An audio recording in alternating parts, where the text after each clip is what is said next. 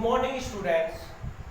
आज की जो हमारी वीडियो है वो व्यवसायिक अध्ययन के चैप्टर नंबर 2 क्या है, व्यवसायिक संगठन के स्वरूप से है।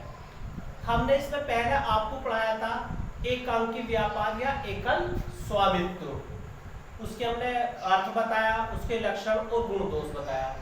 उससे जो अगला वो जो है हमारा व्यवसायिक संगठन का स्वरूप वो है संयुक्त हिंदू परिवार व्यवसाय। देखो वैसे जो ये संयुक्त हिंदू परिवार व्यवसाय जो संगठन का स्वरूप है ये केवल भारत में ही पाया जाता है, विदेशों में इसका कोई स्वरूप नहीं माना जाता। क्यों?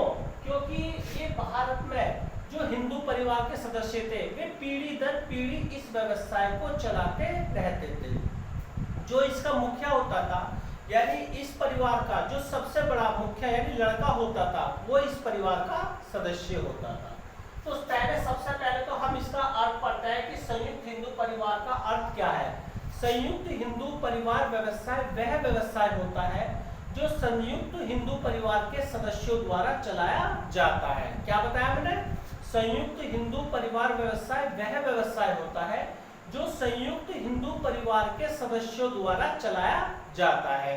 इसमें जितने भी इस परिवार के सदस्य होते हैं, जो इस हिंदू परिवार के सदस्य होते हैं, वे इसके सब सदस्य माने जाते हैं। परंतु इसमें सदस्य इसका जो व्यवसाय का जो कर्ता या मुखिया होगा वो जो इस परिवार का सबसे बड़ा लड़का होगा वो इस परिवार का मुखिया या सदस्य होगा।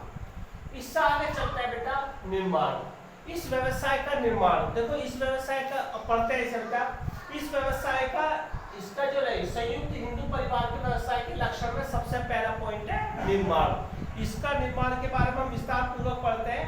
इसके निर्माण के लिए परिवार में देखो ये कह रहा है कि इसके निर्माण के लिए परिवार में कम से कम यानी क्या होंगे, कम से कम 2 सदस्यों का होना, 2 सदस्यों का होना जरूरी है। क्या है? जरूरी है। यानी क्या बताया कि इसका निर्माण जब होगा जब संयुक्त हिंदू परिवार के कम से कम 2 सदस्य इसमें होंगे और इसके वही सदस्य होंगे जिन्हें पैतृकता में यानी हिंदू परिवार के सदस्यों की संपत्ति प्राप्त हुई हो।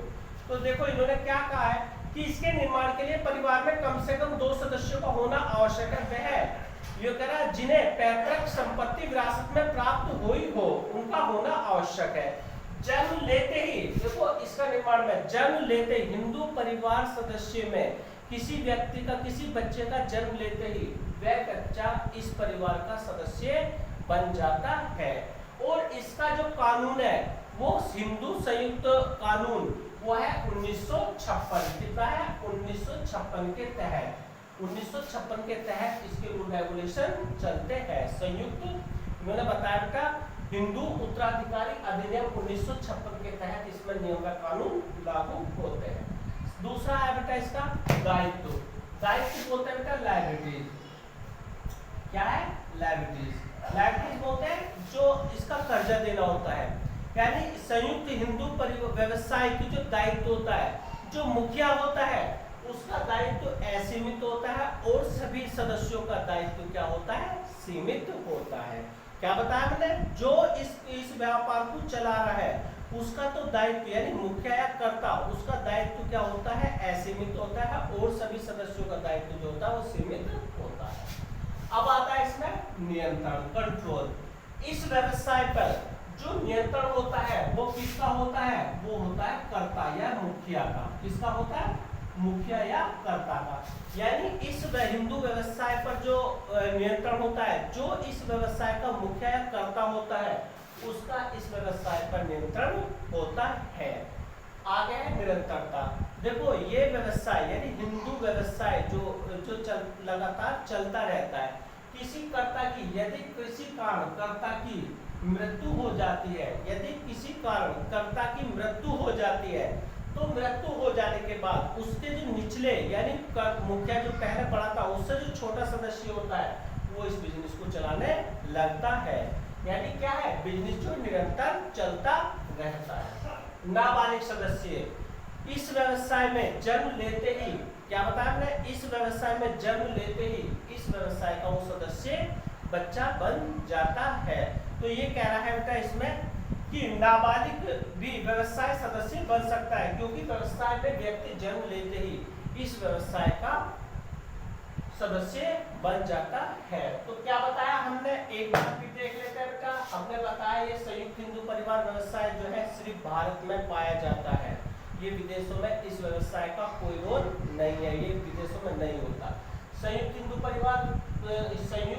परिवार व्यवसाय का अर्थ जो कह रहा है, संयुक्त हिंदू व्यवसाय परिवार यहाँ पे व्यवसाय परिवार व्यवसाय का अर्थ क्या बताया कि हिंदू, ये कह रहा कि संयुक्त हिंदू परिवार व्यवसाय वह व्यवसाय होता है जो संयुक्त हिंदू संयुक्त परिवार के सदस्यों द्वारा चलाया जाता है।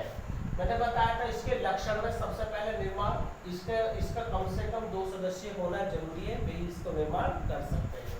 दायित्व, कर्ता का दायित्व क्या होता है, असीमित और बाकी का सीमित होता है। निरंतर, इस पर जो नियंत्रण यानी कंट्रोल जो होता है वो किसका होता है, कर्ता या मुखिया का होता है। निरंतरता, ये बिजनेस लगातार चलता रहता है, यदि किसी कारणवश कर्ता की मृत्यु भी हो जाती है तो उससे जो निचले सदस्य होते हैं वे उस व्यवसाय को चलाते हैं। नाबालिग सदस्य जन्म लेते ही यानी क्या, हिंदू परिवार संयुक्त हिंदू परिवार में जन्म लेते ही बच्चा इस व्यवसाय का सदस्य बन जाता है। आज की वीडियो में समाप्त होती है बेटा, और कल पढ़ेंगे इसके लक्षण।